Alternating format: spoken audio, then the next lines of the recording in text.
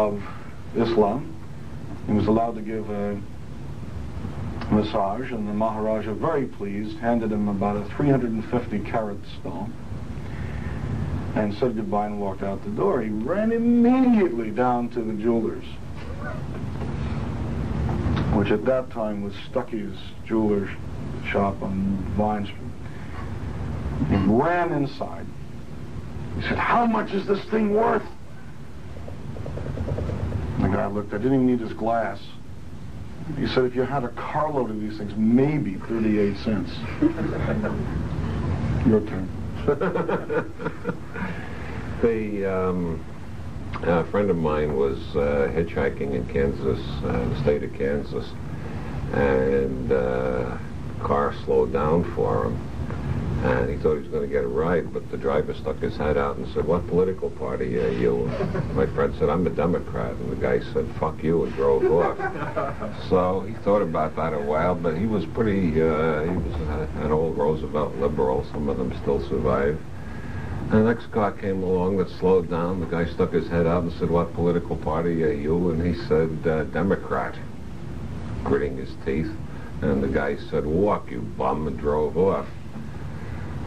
So he was standing there, and it was getting colder and chillier, and the wind was blowing across the Kansas plains, and he could feel the first incipient symptoms of possible pneumonia, or at least the grip or the flu or the ague or something creeping up. He said, "I'm going to get a ride." The next car came along, was driven by a woman who looked exactly like Marilyn Monroe. I mean, if you'd believe that story about Leary and Marilyn Monroe, I can get you to believe there's one who looks just like her in Kansas, right? And so she sticks her head out and says, "What political party are you?" And he says, "Republican." And she says, "Get in." So he gets in, and they rode about 5 minutes, and he said, "Lady, you better let me out." And she says, "Why? What's the matter?"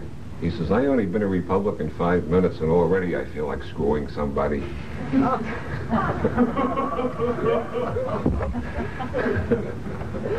That's the 60.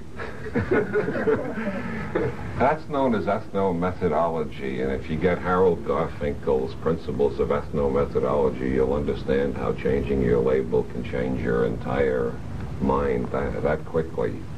This is a profound sociological parable. Harold Garfinkel really spends nearly over 100 pages explaining the extent to which that joke is totally applicable to all human behavior. Like, for instance, this is one of my favorite tricks. I say, like, for instance, before I change the subject, and people keep trying to see how what I say related to what I said before, and they get so thoroughly confused they decide I must be profound. But this morning I asked 2 simple questions that Aleister Crowley used to ask people who came to him for the secrets of the Illuminati.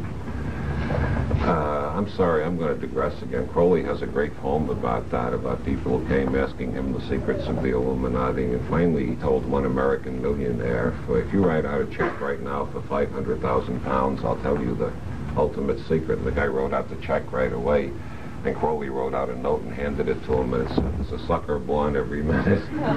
But on the other side, Crowley used to ask people, "Why, of all the occult teachers in the world, did you come to me? And why, of all the days of your life, on this day?" And I asked that this morning, and I'm asking it again, not me, but here. Why did you come to the Fourth Way Convention? And I don't want any metaphysical theories. I don't want to hear about the Illuminati, however true that may be. I don't want to hear about reincarnation or archangels or spirit guides.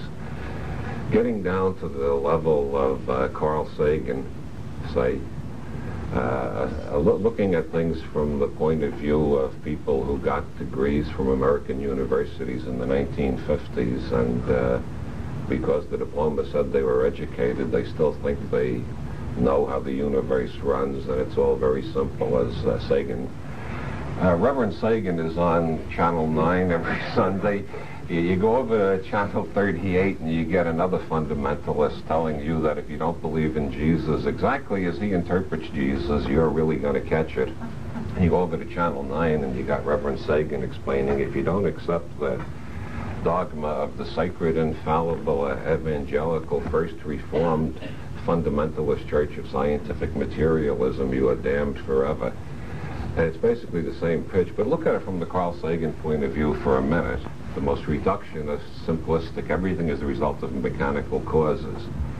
What mechanical cause set in motion the fact that I'm here?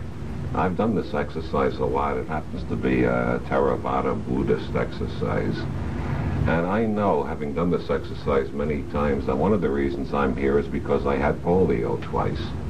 That connection might not be clear to everybody here, and I'm not talking mystically, metaphysically, occultly, or anything. But trying to analyze myself, I have found many things in my personality which led me to write the books I've written, which led me to get invited to be here, which led me into association with the Fourth Way.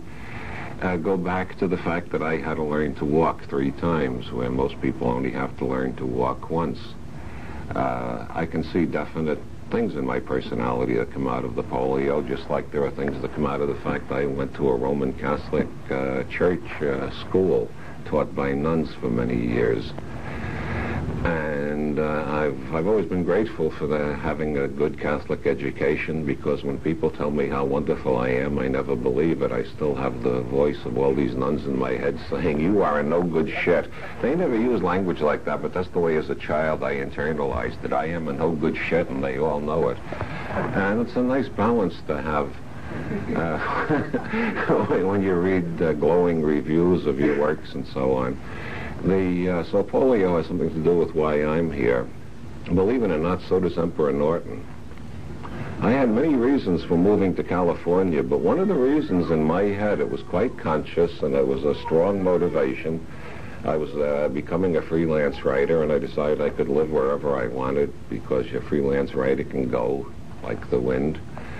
I decided I wanted to come to California because Wells Fargo at that time had checks with Emperor Norton's picture on them. And I thought how great it would be to write out checks with Emperor Norton's picture on them.